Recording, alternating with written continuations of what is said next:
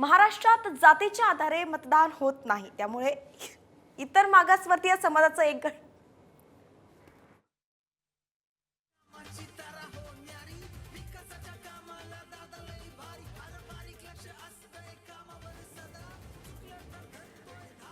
तर एक महत्त्वाची बातमी आहे।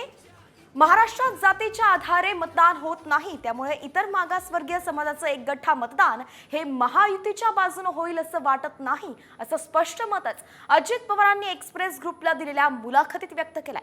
मनोज जरांगेंच्या आंदोलनाच्या पार्श्वभूमीवरती महाराष्ट्रातील ओबीसी मतांचं महायुतीच्या बाजूने ध्रुवीकरण होईल का या प्रश्नावरती अजित पवारांनी महाराष्ट्रानं आजवर जातीच्या आधारे मतदान करण्याचं टाळलं असल्याचं उत्तर दिलंय।